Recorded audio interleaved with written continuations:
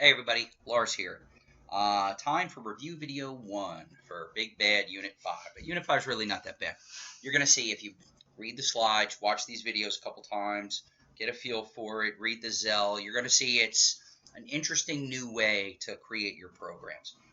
At the end of the day, object-oriented programming is really just the melding of your data and the functions that you run with the data. Only now, instead of functions, we're going to call them methods. I'm up against it time-wise because I have quite a few projects that need some TLC tonight. So what I've done is I've gone back and I found an old clip where I do an example bank account class, the old bank account class. If you read the slides and you're still a little confused, or you've looked at the Zell and you think, I don't know, watch this video because you'll get the hang of it. I do a class, which is just a blueprint. Then I create some objects and we use them to actually do something, and I think it's a good example as far as getting a look at things and seeing how things run. So take a look at this clip. I can't even venture to guess, but I do know my beard is super long, like the longest it's ever been long. I look like the crazy guy in Monty Python and the Holy Grail. You'll see what I'm talking about when you see it. So it fits. It's a Python class, right? So take a look at this video. Afterwards, come back and we'll do some announcements, but not a lot, because in a couple of days I'm going to get you the second review video, and a couple of days after that I'm going to get you the third review video, probably over the weekend. So I'm not going to kill you with announcements, all right? But I'll come back for a little bit after the end of the video. But for right now, take a look, all right? See you soon. Bye. I figured we'd start off by talking a little bit about what object orientation is. Object orientation is a different way of thinking about writing our computer programs. As I said in the past, and I'll bring up some stuff with the slides in a minute, we've been using a style of programming called imperative programming, where it's almost like we treat solving our problem like we do using a recipe if we were cooks. We collect all our data just like we would collect ingredients, and then we perform a bunch of actions on that data until we get to the solution, just like we would collect eggs and flour and milk, and then we would do certain things to it, and then at the end we get a cake, our solution.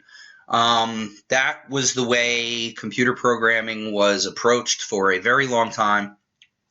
There's other ways of looking at programming. There's functional, there's aspect-oriented, there's different ways to do it. But in the 80s, a language came out called Smalltalk, which started using object-oriented techniques. And what it means to program in an object-oriented fashion is that when we create our programs, we use data, obviously. And so far, we've seen things like integers and floating point numbers and strings. And then we even get a little more complex by creating lists and creating files with our strings and things along those lines. But people started to think, what if we went even a step higher and began to model our data based on real objects that they're representing? Like if you had a bicycle, well, why shouldn't I have a data type called bicycle? And that bicycle could go forward. That bicycle would have two wheels. That bicycle would have a color.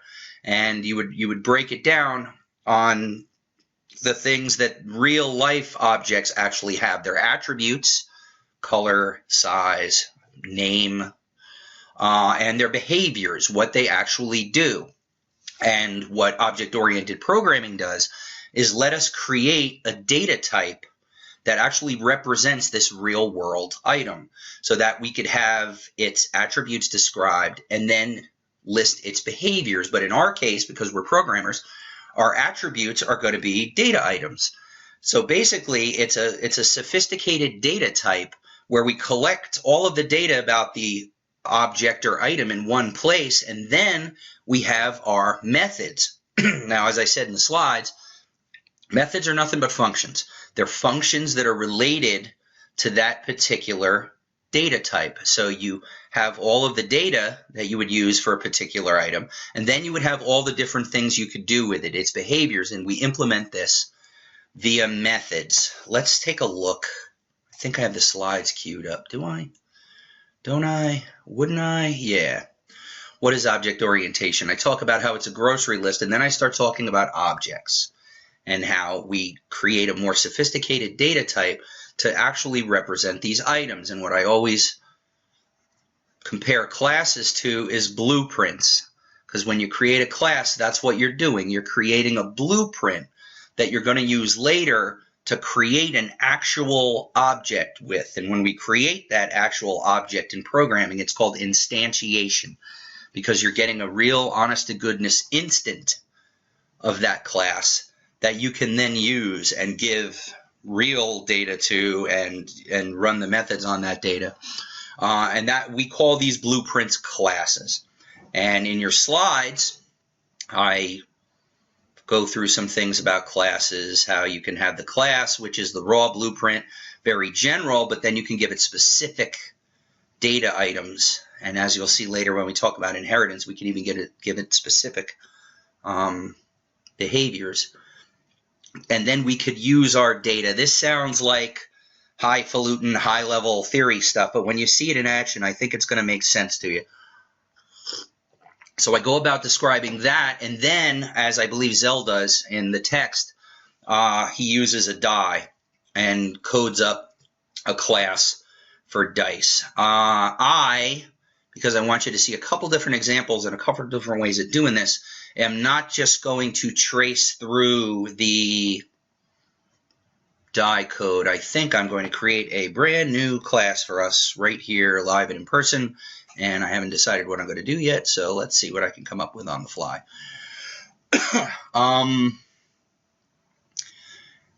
Just as a final thought before we start coding, just think of classes as blueprints, and what objects are is a high-level data type where we have our data and our functions or methods that we run on that data together. They're associated with each other. Think about it, because truth be told, you've been using objects all along. A list is just an object. When you say dot replace or dot split, you're running a method on that object that you have, and that object happens to be a list. That's the way I've always thought about it, as just a higher level data type. If you ever had any experience with the language C, there's a keyword called struct, where you could create your own high-level data types and group your data together so that it makes more sense as far as representing the real world. Because that's, at the end of the day, that's what we do.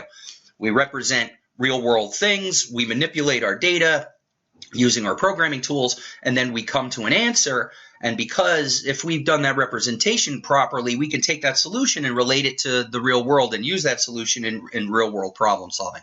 That's the name of the game. That's basically what we're doing when we do computer programming. The problem, not really a problem, but the fact of the matter was, I, went to school in the 80s. Let's just put it this way. When I was born, the Beatles were still together. So they weren't exactly teaching object-oriented programming at university when I went. So a lot of people my age and older had to go out and teach ourselves object orientation later when it became popular with the language C++, and definitely when Java came along. So a lot of people who haven't had formal university training with object orientation think about it a certain way, and I believe they probably think about it as it relates to the structs in C. Grouping together data and making a very high-level data type that you can then use in your programs. Enough of me blabbing. Let's just do it. Let's get a new file. Okay. What am I going to model? First thing I'll do is I'll leave my comment.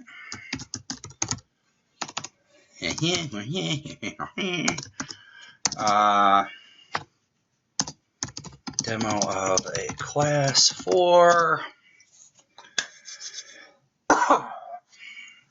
Okay, shouldn't be too hard. Let's say I want to write a class so that I can create a savings account that is used by a bank and can be used for banking programs. So let's say a savings account. Okay, what's the first thing I want to do? I want to type the keyword class, and I will call my class S account. I'll call it savings. And I will give it a colon. Boom. And there we go. I've now told Python I'm going to create a class, and I'm going to call it savings. Now, very importantly, when we create these blueprints, we create them so that we can use them to create objects later. And when we create these objects, there's usually some things that we want done.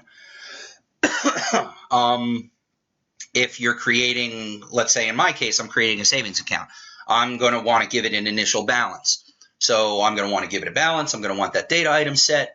I may want to do some other things, maybe set, if I were doing an animal, I'd want to set its color, how, old it was, blah, blah, blah. So there's a method or a function that always runs when we create the object.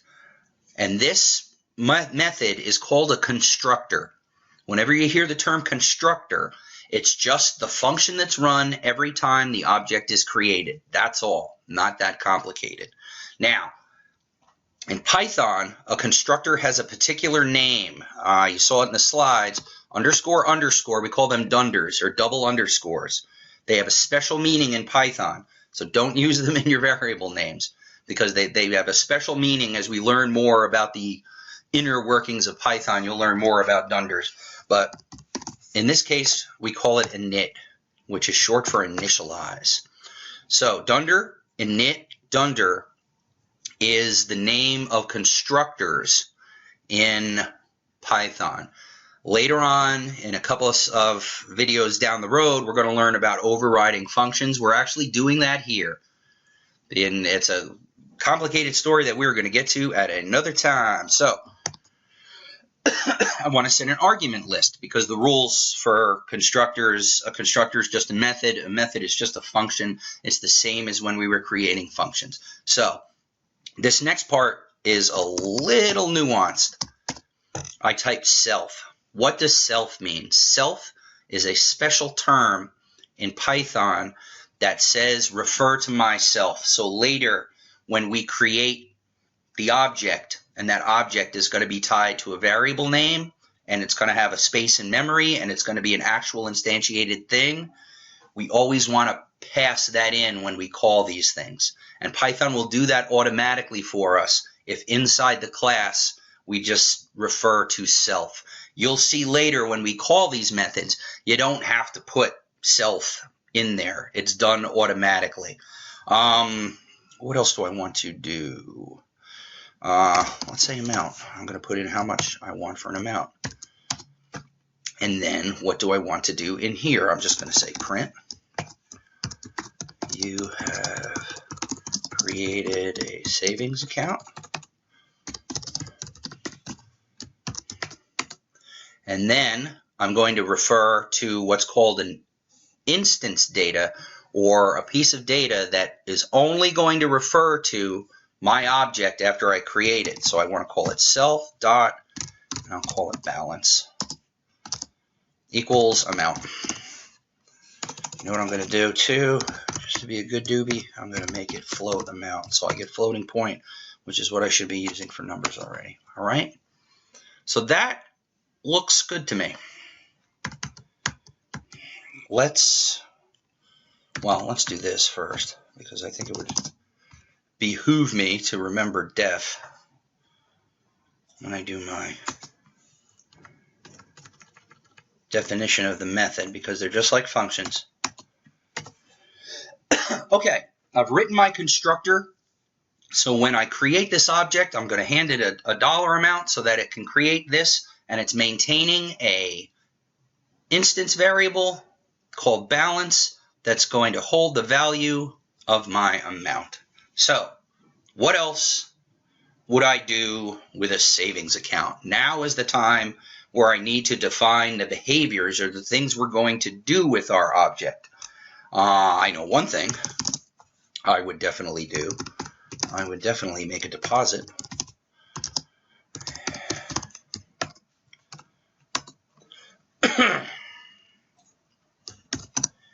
And I think this could be easy. Print. You have deposited. Yeah, how's that for some spelling? Deposited, comma, amounts. Good enough. And then I would change self.balance. This is a new wrinkle. I think I showed it in some of the slides or something I did last week. But if you just put plus equal, it's the same as doing self plus self.balance equals self.balance plus something. It means I'm not reassigning that. I want to add what's on the right to the thing that is on the left. So it's not necessarily an increment. We don't have increments if you guys are dying to use plus plus or minus minus for decrement. But it almost acts like we've always done with our counters and our accumulators, you know? Count equals count plus 1 or amount equals amount plus whatever. It saves a little bit of typing and lets you do it quickly. And in my case, I want to do something. I don't think it would matter because it would do it anyway, but I'm going to do it. Float.amount. Okay, good job. So I've now written a method called deposit that's going to allow me to deposit money into my account. I probably should have done this beforehand. I'll actually come up here and put it up here so I can define it here. When we create classes, we create the name, we create the constructor, we set our data items to what we want them to be, and then there's usually another convention in which we create methods that are called getters and setters. Now, in our situation, we have a savings account. So I have one data item in here, the balance. I don't really need a setter because to set that balance, I'm never really going to reset that balance. I'm going to alter it by doing deposits. And as you'll see in a minute, I'll write a method called withdrawal. But if I want to see what my balance is, I could use a getter. And a getter is basically just something that returns that particular data item. So classically, getters would be get and then the name of the data item.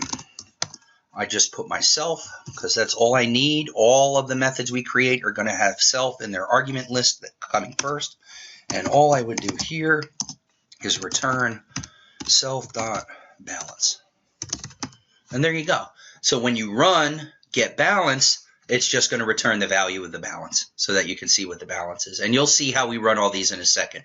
I will instantiate this class and we will use it in a program right underneath this class declaration, as a matter of fact. So the last thing I want to do is I want to define a method called withdrawal. And I'm going to want to have an amount for that too. Nice. Now, unlike deposit, where I'm assuming I have a positive amount, I'm not going to error check that. I'll always put in a positive. But when you do a withdrawal, you do want to make sure that whatever you're withdrawing is less than or equal to your balance. Otherwise, you don't have the funds to do what you want to do. So what I'm going to first ask here is I'm going to say if self.balance is less than or equal to amount, then I know I'm good. So then I'm going to print you have withdrawn amount. And then I'm going to make self.balance. So I'm going to remove the amount value. So remove float amount. Now the else case here is if I do not have the balance to cover my withdrawal amount. So at that point I will just print you do not have sufficient funds. Okay. Does that look okay to me? I'm sure something's hinky, but we'll find out about it later. All right. This is basically our simple class. I decided to create a higher level data type or a class or a blueprint for a savings account. When I first create this object, I will run the constructor method, or in this case, dunder init dunder, and that will take an amount to create my account. Whenever you go open a savings account, you always have, here's $100, here's $200, whatever. So when I do that, it'll say I have created it, and it'll set this instance variable, self.balance, equal to the amount that was given when I created the object. I'm making it a float because it's money. All right, and then I define 3 methods. One is called getBalance, just returns the balance, that's all. One is a deposit. Whatever amount I give it, it's going to say I've deposited that amount, and it's going to add it to the balance variable. Then I have a method called withdrawal, in which case I give it the amount, and that's the amount I'm going to take out of the bank or take away from my balance. And as you can see, if I have the funds to do it, I say I've withdrawn this amount, and then I decrement, or I take away that amount from the balance. Now, if I don't have the amount, if amount is greater than balance, then I say I don't have sufficient funds and nothing occurs, okay? So let's see if the programming gods are with me as I use this. Now, just like we've done with other data items and other lists and other things like that, I am going to say, I will call it Lars account, and I will make it equal to savings, the name of the class, and I'll give myself $200. I'm daddy $4. All right, so now I've created an object. It's a real instantiated object that acts just the way we defined it in the blueprint or class, and I can use all of those methods on it. The first thing I'm going to do is I'm going to say A equals getBalance. You see I have 2 closed parens. I don't give it self, because Python knows to do that automatically. And then I'm going to print A. So if I'm not mistaken,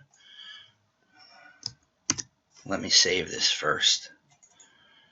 I will go to PMDS. I will go to Unit 5. I will go to Code. And I will call this savings.py. And when I run it, we'll see what happens. Uh-oh, dun, dun, dun, dun, dun. A equals getBalance, and then getBalance is not defined. The name getBalance is not defined. Def getBalance. Did I misspell something? I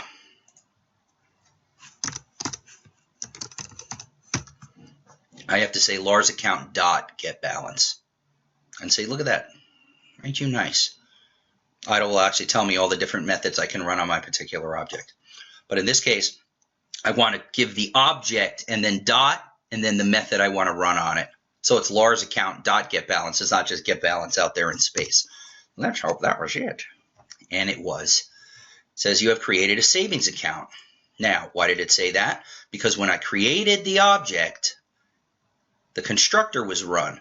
So when the constructor was run, it printed, you have created a savings account. And then it took the instance variable, self.balance, and made it equal to 200. That's all. It didn't print it. Now down here, I say let A equal Lars account.getBalance. GetBalance is a fruitful function. It's going to return a value, so I want to set it to a variable so I can keep that value.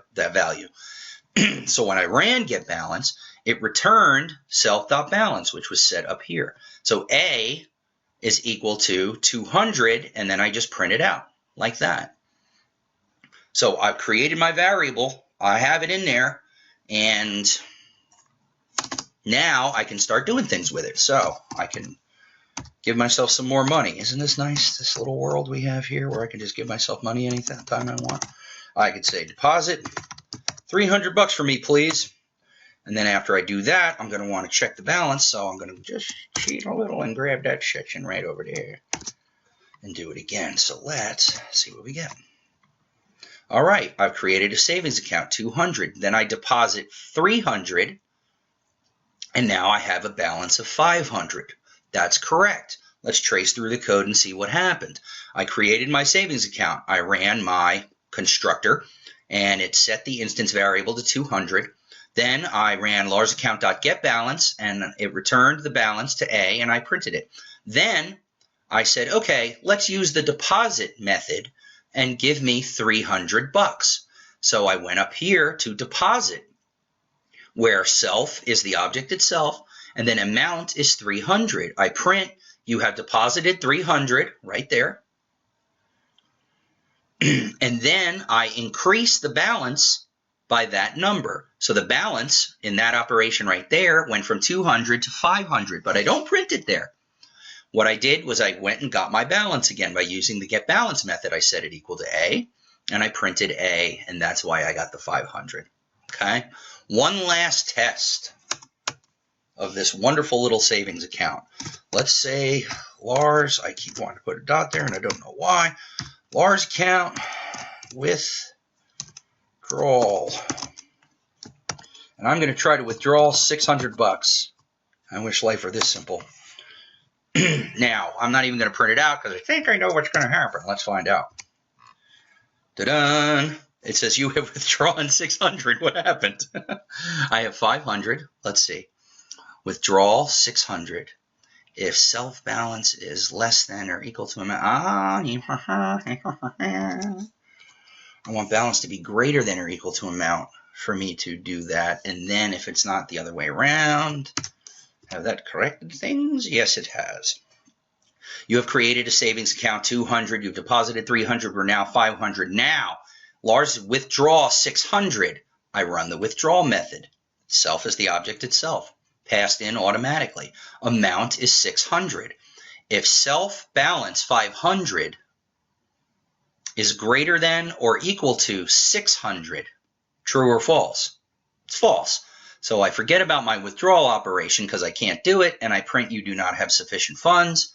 Then that is what happens. You do not have sufficient funds. Now, my balance should be the same because nothing should have happened. Let's go see that that is the case. And it is. I'm still at 500 because it wouldn't let me do the operation. But let's do this. Copy. I know I didn't grab that one. And now I'm going to try it with 400. Okay? So I'm going to try to withdraw 600 from a $500 account. It's going to tell me to go pound salt. And then I'm going to start all over again. I say, oh, yeah, you're right. I only had 500. Let me try to get just 400 this time. And this time when I run it, you can say you've created a savings account. You deposited 300. That makes it 500. My 600 didn't work, and I still have 500. But now I withdraw 400, and I have 100 left as a balance. Because what happened? I came up here, and I went to withdrawal, object itself, which is passed in, amount 400. If 500 greater than or equal to 400, that's true. So then I print, you have withdrawn the amount, in this case 400, and then self.balance, I remove that amount. And the last thing I do here is I should start doing this because it's the easy thing to do. And you guys know variables by now. So we can make life easier and just start doing that and put it inside the print statement so we don't have to set a variable, because you don't have to set a variable all the time. All I want is the item, and as long as I'm doing something with it, then the fruitful function is not in vain. It returns the value, but I am using it because I'm printing it, even if I'm not setting it to a variable. Okay, so that's how withdrawal worked. So as you can see, if I come down here and I say Lars account, it tells me the location of my object so that I have an object. Let's see, do I still have A? Yep, I still have A, the old balance, before it was reset. See, A is not 100 now because I got rid of that. The last time A existed was right there. Okay? This is the basics of creating a class. Let it sink in. Read the slides. Read the Zell chapter. Watch this video again. It's not hard. It's just taking everything that we've been doing separately and on our own and grouping it together and doing things in a more organized fashion. That's really all it is. We've created a blueprint where in this constructor, we're going to do things when we create this object, and then we're going to set our data. So in here, all your data is going to be set. Think of the constructor as the place where you set your data. And then you're just going to create a list of functions, although in object orientation we call them methods, that you can use to work on your data. That's all it is. But imagine if you had to write this particular program in the old way. You could do it, and you could do it pretty easily, but you'd be making a lot of assumptions and doing things. You would set up a variable and you would say, okay, I know that's the balance. Now, it wouldn't be set in an object called savings account, but you'd know that was the balance. And then you'd write a function called withdrawal and a function called deposit, and you would alter the variables that way. This kind of makes it more organized. With this object, you have everything in one place, and it's a more logical representation of the real world situation you're trying to mimic in order to solve problems, or just, in this case, we're not really solving a problem. What we're doing is automating something that otherwise we would do by hand or we would do in some other fashion. So that's programming, used to speed things up more than to solve an existing problem. Okay? Check it out. Let it sit there. Let it steep. You can see I've created one object, but I could have done as many as I want. I can say Joe account, and I can say equals savings 500. And that will create an account for Joe. And then what I'll do is I'll print Joe's account real quick. I'll print Joe account dot get balance. And as we see when we run it, gonna give me a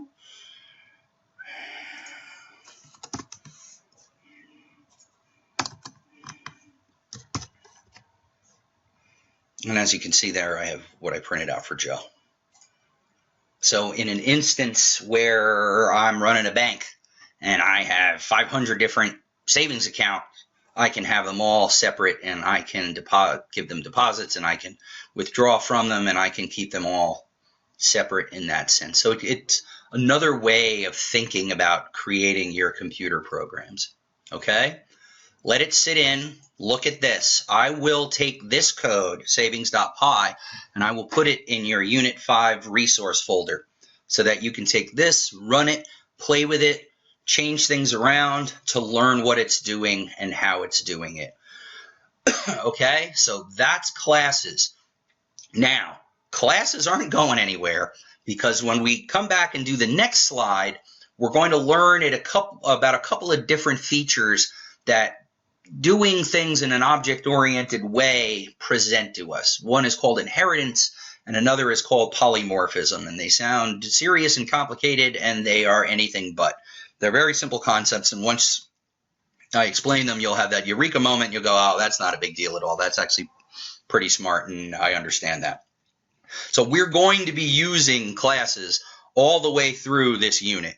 Truth be told, you're going to be using classes and seeing classes and objects from now until the end of your career, because when you look at professional programs and when you look at the things that you do with stats packages like R and other things like that, they use object orientation. You're going to be calling methods on your data items. Those data items are just objects. And you're going to be saying a dot whatever and my variable dot sort or my variable dot whatever. That's a method being called on object data. That's all that is. So now you're sophisticated enough to start creating your own high-level data types so that you can use them in your own programs. And if we wanted to, we could create a class for a checking account and every month take $5 out of it, because that's what the bank charges us. Even with this savings account, I could add interest every month if I wanted to, and we would have a method that says add interest and do other things like that. So it's just another way to represent the real world with our data and our methods inside of a computer program. All right? That's the bottom line. Not a big deal. You're going to be fine. All right, there you have it. I think that was November 2015, so that was a while ago. But I always thought that was a good representation of that particular section of the slides, because I do these videos. I usually, well, not tonight, obviously, but I usually do these videos fresh. So I've done that a whole bunch of times and run through that bank account one. That version is a pretty good version, and the stuff I talk about on the way to coding it and different things like that. I always thought that was a pretty good one. So you got lucky. You got a really good one. You didn't get me trying to repeat it and maybe not doing as good a job this go round. Okay. Announcements. I will not let Hans go so long without grading the assignments this go round. So I have done the quizzes for Unit 4. I have done the forum post for Unit 4. I'm waiting on Hans to do the assignments, and then I will send you your grades. You have no worries. I have grabbed a copy of everybody's midterm from the Dropbox. Thank you for putting your names in the file names, and I have it in a directory. I have a 4-day weekend coming up. This weekend, I intend to take a couple of days and maybe a couple hours in each of those days and start grading those papers. So knock wood, hopefully by this weekend, you're going to start to get some midterm grades back and start to get some feedback on your papers. I always like reading the papers because I always like to see what people think as far as Code Academy versus Learn Python the Hard Way versus watching videos of classes at MIT and things along those lines. So that is getting underway, all right? But for right now, worry about Unit 5. And start now, please. Start now. Because next Monday or Tuesday, I'm going to be giving you the assignments. And it's an assignment that's going to make you think. Okay? So you're going to want to make sure that you have the slides and all these review videos and the Zell chapters all in your brain, all of them having been considered already and thought about, and you have a little base down. Then you're going to get that assignment. You're going to go, oh, okay, this is interesting. Let me figure out how I can do this. All right? This is the unit that'll, just like Unit 3, if you procrastinate with this unit, it'll bite you in the rear end. We don't want you to be bit in the rear end. All right, that's it for now. Because like I said at the beginning, there's going to be a whole bunch of videos coming over the next couple of days. At the end of the third one, I'll probably do a lot of big announcements. Announce the dates for the rest of the class, when the drop dead is. Don't worry, you have I think in 2 days, you have the proposal due, so don't sleep on that. I'll probably do an announcement on that in Sakai tonight, all right? All right, then I'll talk to you later. You be good. Bye.